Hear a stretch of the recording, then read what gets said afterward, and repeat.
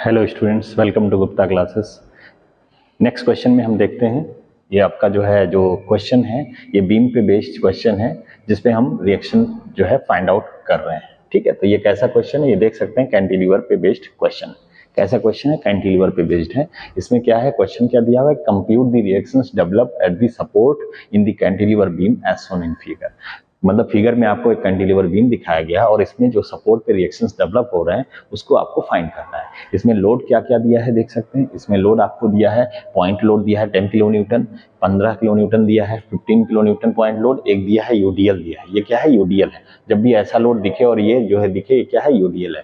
ये क्या है? ये यूडीएल की लोड इंटेंसिटी दी गई है। पूरा लोड निकालने के लिए हम क्या करते हैं, इसको लेंथ से मल्टीप्लाई कर लेते हैं तो टोटल लोड निकल के आ जाता है। ये क्या दिया है? ये एक मूवमेंट दिया है, एक्टिव मूवमेंट। तो किस पॉइंट पे? इस पॉइंट पे दिया है। हम पॉइंट्स का नाम रख लेते हैं, इसको ए रख लेते हैं, इसको बी लिख लेते हैं, इसको सी, इसको डी, इसको ई रख लेते हैं और इसको बीच में एफ रख लेते हैं। अब हम यहाँ पे हम फिर से इस टाइप से बीम को बना लेंगे और हम क्या करेंगे, इस यूडीएल को क्या करेंगे, पॉइंट लोड में कन्वर्ट करेंगे। इस यूडीएल को क्या करेंगे, पॉइंट लोड में कन्वर्ट करेंगे। बाकी सारे लोड एज इट इज हमने यहाँ पे दिखा दिया, बाकी सारे एज इट इज हम दिखा देंगे। जो भी वैल्यू है यहाँ पे रख लेंगे। 10 किलो न्यूटन, इसकी वैल्यू है 30 किलो न्यूटन मीटर, इसकी वैल्यू है 15 किलो न्यूटन। इसको हम क्या चेंज करेंगे, पॉइंट लोड में। तो हम क्या करेंगे, 20 मल्टीप्लाइड बाई दिस डिस्टेंस कितना है, 10, 20 टू 40। कहाँ पे लगेगा? सेंटर पे लगेगा। तो यहाँ पे हमने क्या किया, इसके सेंटर पे लगा दिया, कितना, 40 किलो न्यूटन। ठीक है, ये डिस्टेंस कितनी हो गई, ये 1 मीटर हो गई और ये भी कितनी हो गई, 1 मीटर हो गई। 1 मीटर, 1 मीटर, ये भी कितना है, 1 मीटर, ये भी कितना है, 1 मीटर, और ये भी डिस्टेंस कितना है, 1 मीटर। ठीक, तो हमने सारे, अब यहाँ पे रिएक्शंस की बात करें तो एक वर्टिकल रिएक्शन, एक हॉरिजॉन्टल रिएक्शन और एक क्या होगा, रिएक्टिव मोमेंट क्या होगा, एम। ए पॉइंट है इसलिए ए हमने लिख दिया। बी, ये क्या है, ये है आपका सी, डी, ई और एफ, ये हमने लिख दिया। अब हम क्या करेंगे, अब हम देखेंगे कि ये कैसा फोर्स सिस्टम है। तो देखेंगे ये बीम पे कैसा फोर्स सिस्टम है। ये आपका नॉन कंकरेंट फोर्स सिस्टम है। तो इसके हम इक्विलिब्रियम की जब बात करेंगे, नॉन कंकरेंट फोर्स सिस्टम के लिए इक्विलिब्रियम कंडीशन 3 कंडीशन होते हैं। आपको ध्यान होगा, पहले भी मैं बहुत सारे क्लासेस में कई क्लासेस मैंने लिया है, वहाँ पे आप जाके देख सकते हैं शुरुआत से इंजीनियरिंग मैकेनिक्स का। तो यहाँ पे हम पहला कंडीशन क्या है, हम लिखेंगे summation of F X equal to 0। इसका मतलब क्या होता है, right hand is equal to left hand forces. अब राइट हैंड कौन सा लग रहा है, एच ए लग रहा है, तो H A is equal to left hand कोई भी फोर्स नहीं लग रहा है, इसलिए क्या हो जाएगा, ये 0 हो जाएगा। क्या हो जाएगा, 0 हो जाएगा।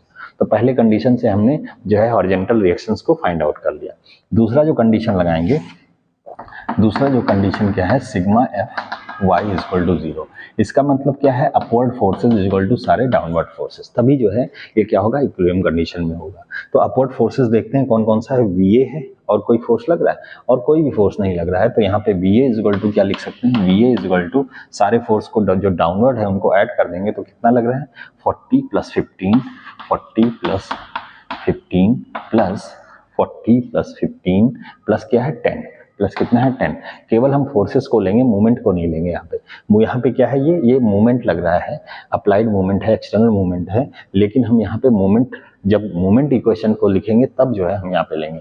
यहाँ पे केवल फोर्सेस को लेंगे, जब फोर्स लेते हैं तो फोर्सेस को ही हम यहाँ पे कंसीडर करते हैं। तो यहाँ वी ए की वैल्यू क्या हो जाएगी, वी ए की वैल्यू हो जाएगी 65 किलो न्यूटन हो जाएगी। कितनी हो जाएगी, 65 किलो न्यूटन।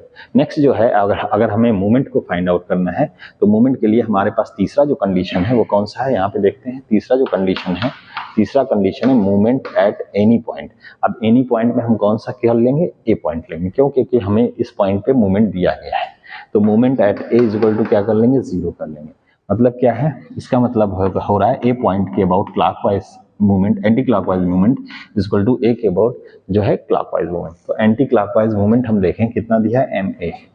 क्या है, एम ए, और कहीं एंटी क्लॉकवाइज मूवमेंट नहीं दिया है। तो हम केवल एक लिखेंगे, M A is equal to clockwise movement कहाँ से आएगा, इस फोर्स से आएगा क्लॉकवाइज, इस फोर्स से आएगा इस फोर्स से, और एक क्लॉकवाइज मूवमेंट हमें दिया भी हुआ है तो इसको डायरेक्टली हम सम कर देंगे।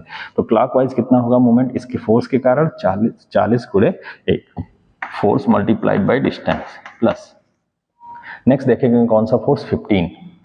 तो 15 मल्टीप्लाइड बाई ये डिस्टेंस, परपेंडिकुलर डिस्टेंस लेंगे, कितना दिया 1 + 1 + 1 दैट इज 3 प्लस नेक्स्ट 4 कौन सा है 10 मल्टीप्लाइड बाई ये पूरा डिस्टेंस कितना है 1 2 3 4 5 10 मल्टीप्लाइड बाई 5 प्लस एक और क्लॉकवाइज मूवमेंट आपको डायरेक्टली दिया है कितना 30, कितना दिया 30, इसको हम परपेंडिकुलर डिस्टेंस से मल्टीप्लाई नहीं करेंगे, क्यों? क्योंकि ये मुझे मूवमेंट डायरेक्टली दिया गया है, ये लोड नहीं है, फोर्स नहीं है।